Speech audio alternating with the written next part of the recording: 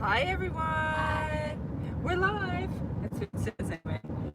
And I think we're a couple minutes late, but that is because who knew it was so hard to take a thumbnail for a live stream in the car? Because it's very hard. Because it only gives you 5 seconds to do the countdown, right? So it's like 5 seconds and so then first I got just of Makenna. It was basically the top of her head because I didn't schedule it right. Well, she clicked next and then just like suddenly went to take the thumbnail. And So I forgot it does that, so you hit next and then it starts going and counting down. I'm like, oops. So then we took one that she wasn't looking right, and we got to a stoplight again, and we were in an area. Thank goodness we were in an area with stoplights, because like there's not a lot of stoplights here. Because we are up here in Maine today. I think last week we were live from. I'm gonna put on my sunglasses if you don't mind. It's a little bright. Okay, that's a little better. Hampshire when we live stream. No, I think we were. We had just gone into Hampshire. Okay, maybe we were. So yeah, so we spent a week in New Hampshire and now we're in Maine, and there's not a lot up here where we are right now. So there were not a lot of stoplights, but we found some stoplights and we were able to get a thumbnail finally. But that's why we're kind of delayed in going live. So yeah, so we are in Maine. We spent a week in New Hampshire. We did what? Tubing and kayaking down the Saco. Yeah, the Saco River, which is like the river that runs from Maine down through New Hampshire, and honestly I don't know where else it goes. That's as far as I know, only because we've seen it in both those states, so I knew it's in those two states, so we're good with that. But yeah, so we did kayaking and tubing with our friends. Me and Dad were in the double. Dad and I were in the double kayak, and at the end it took us like two and a half hours. We kind of flowing down the river. Sometimes the people in the kayaks would pull the ones who were in the tubes, so it would go faster. And then at the end, it's not really rapids. I mean, it's fast moving and there's a bunch of rocks. But me and Dad got stuck, so we were trying to go the one direction, and the double kayak is not very easy to maneuver. So it turned us sideways, and then we just got stuck up on this rock. And so our friends were trying to stop, but the current was just carrying them past. But then one managed to stop and was trying to like push us. We didn't want to go backwards because we did not want to go down the rapids backwards. So after like 5 minutes of just like pushing, we managed to get uncaught. So that was fun.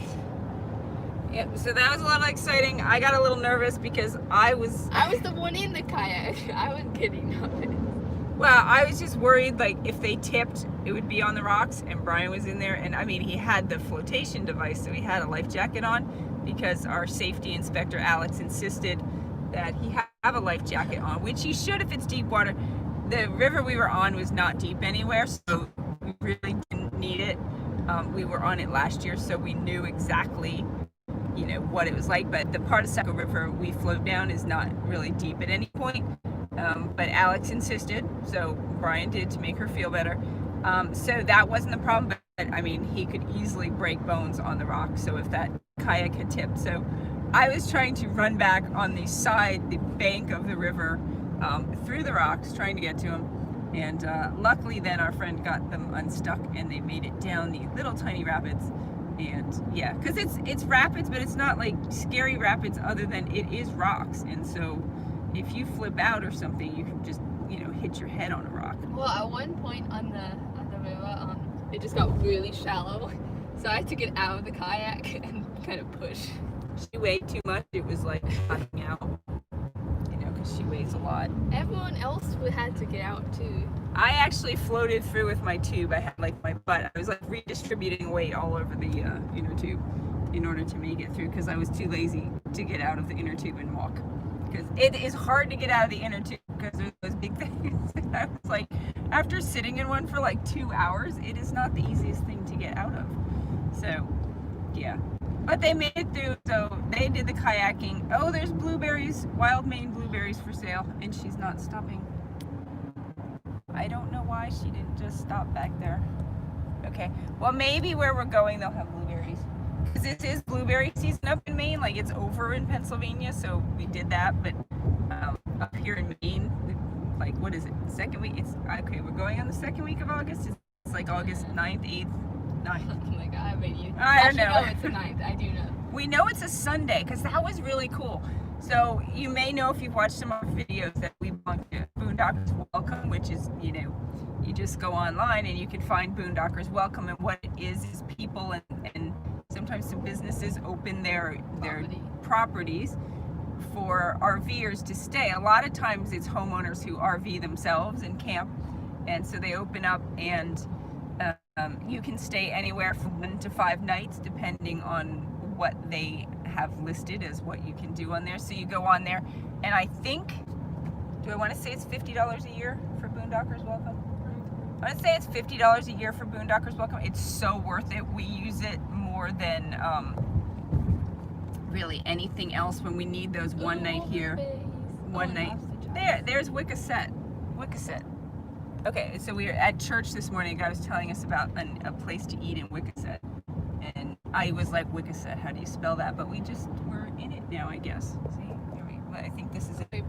Continuing this. Oh, back to my. Staying at a church for the Boondockers Welcome. Boondockers Welcome. So yeah, Boondockers Welcome's like $50 for the year, and it's 1 to 5 nights you can stay, and each place has its own kind of tells you what it has. Some even have electric or water hookups. We've stayed at ones that have been full hookups, and then sometimes it'll suggest a donation of, you know, but ultimately it's boondocking. You don't have to use hookups even if they have them, but we've done it sometimes. It's been a nice option. Last year in Texas, we stayed at Boondockers Welcomes that had full hookups for quite a few nights, almost 2 weeks straight at some different ones. And then we just gave them $5 a night. So anyway, this was a pure boondocking experience, so there were no hookups. It was a church parking lot.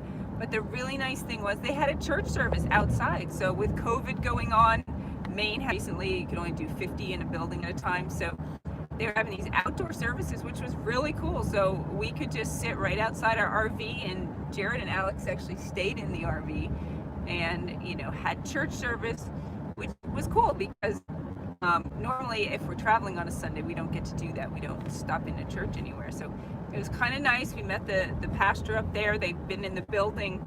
They've been in the building a little less than a year before COVID hit. So they're in the building, but not, you know, in the building. You can use the bathrooms in the building, but they have the services outside. It's really nice because it's not real hot up here in Maine. It was in the 70s this morning when we had service. Still plenty hot. It was hot in the sun, but we sat in the shade by the RV. And Carmel and Pepper got to experience their first church service. You know, people bring their doggies along and have them in the car. And Waddles the duck. And then after the service, 2 little girls came up, and we had Carmel at the time, so they asked if they could pet her. Then she's like, she's like, and you have a duck, right? So I'm like, yep. Apparently the little girl saw the duck, and too bad Waddles had gone in at that point because she was getting a bit warm outside. So we put her back inside. So she should have told me. We could have brought the duck out for the little girls to see. But anyway, so that was a really neat experience. It's the first time we've gotten to experience something like that. So it's very cool. If you're part of Boondockers Welcome or join that, and you're up around, it's in Biddeford, Maine, which is not far off Route 95. So if you're heading north on 95 in Maine, it's a great stop off for a night or two. If you'd like, very friendly, and if you're there on a Sunday, you get to do the church service. If you're there in the warmer weather, you know, hopefully as the weather starts to cool off, things will change. COVID will get a little better, and they'll be able to meet inside the church, because it looked really nice in there too. So they had just bought the building, they were renovating it. Very, very neat inside. So that was a lot of fun. So now we just had a 2-hour drive today, so we thought we'd check in and say hi. Oops, I did something on the computer. Just a 2-hour drive up to our next campground. Makenna, you talk while I figure out what I just did. What am I supposed to say? Why do you keep doing this? I accidentally did. Where are we heading again exactly? Is it Rockport or Rockfoot something, Maine? There you go. I don't know anything about our destinations, even though I'm driving, which is a good rate. Jared drove yesterday. We were kind of fighting over who would drive, and that was a hour drive to the Boondockers Welcome, and then we're meeting back up with our friends up where we're going in Maine. in Maine, because they were visiting some family yesterday. So Okay, so I'm done. all right, McKenna's going back to driving. All right, so my hand bumped something on the computer screen that's on my lap. So I was just checking comments. So hi Jim Eggfer is on. Hi. and Marley Rose Hamilton. So hi Marley Rose again. It's great to see you. So yeah, we're in a little town here in Maine now. So the campground we're going to is very cool. It's going to be on the beach, I guess. That's what our friend said. She looked it up and booked it, and she said these are the dates. I trust her implicitly. So, oh, I think did we go off? What? I can't tell. No, we're still there.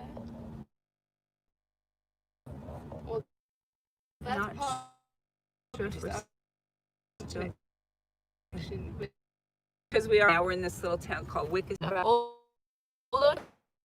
a short driving up for quite a while because we couldn't find anywhere to park. Kind of tell. Oh, What's that? is Oh, that there it Red's is. Eats? Red's Eats. That's Oh, that is a small little. yeah, And has a line. and has a huge line. So that's where a gentleman was telling us this morning at church. They have what, the lobster rolls. Lobster rolls, which are apparently like mostly just lobster. Yes. Oh, so here, look at, isn't that pretty? Here, I'm showing you. You can stop talking. There. I don't know what body of water this is, though. I apologize.